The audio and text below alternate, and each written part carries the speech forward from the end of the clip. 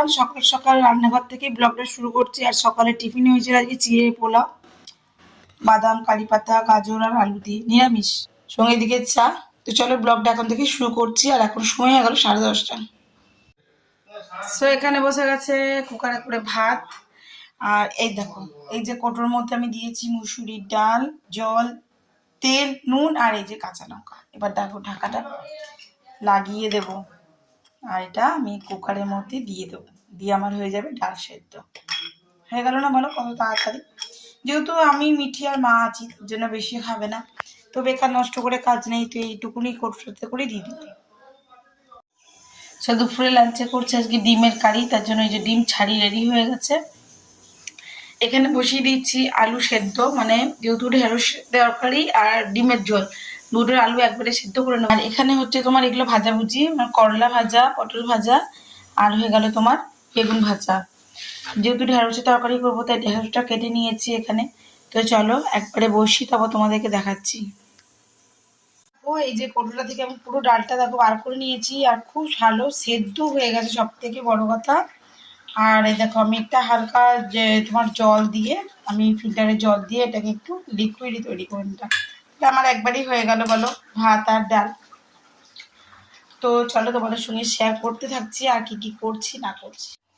চলো বন্ধুরা, তবে দুপুরের লাঞ্চটা তোমার সঙ্গে শেয়ার করি, কি কি কেটেছিলাম আর সেগুলো কতটা কমপ্লিট করতে পারলাম। চলো দেখাই। এই দেখো করলা ভাজা, বেগুন ভাজা, আর এখানে পটল ভাজা। এরপর করেছি তোমার ঢেঁড়স আলুর তরকারি।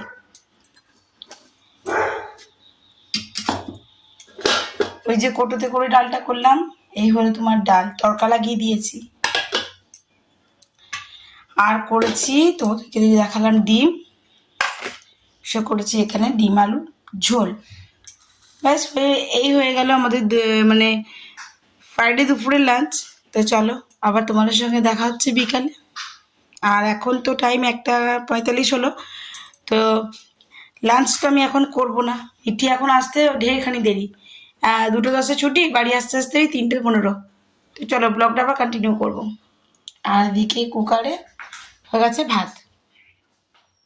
তো বন্ধুরা এখন ঘুরিতে দেখো বাজছে 4:55। মিঠি চলে গেল ক্যারাটে ক্লাস আজকে যেহেতু ফ্রাইডে।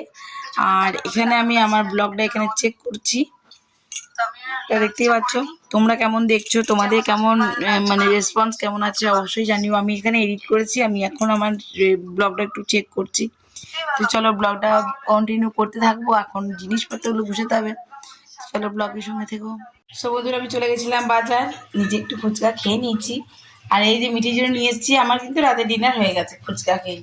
এই যে মিঠির জন্য নিয়ে এসেছি, আর এই যে টক জল। মিঠি বলছে আমি টক জলটা খাবো না, ঠান্ডা লেগেছে। তো যাই হোক ফুচকাটাই খাক।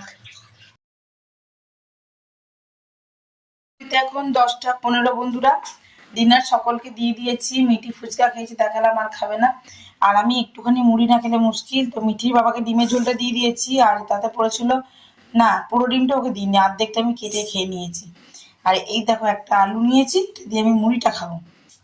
আর মা ঢেঁড়সের তরকারি আর একটু ডিমের ঝোল নিয়েছিল।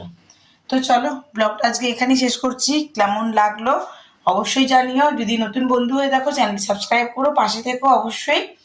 আজকের মতন টাটা। কারা কারা আমার মতো এরকম তোমার ডিমের ঝোল দিয়ে, মাংস ঝোল দিয়ে মুড়ি খেতে ভালোবাসো সেটা অবশ্যই জানিও কিন্তু কমেন্টের মাধ্যমে। আর সকলে সাপোর্ট করছো এতটা, খুব ভালো লাগছে।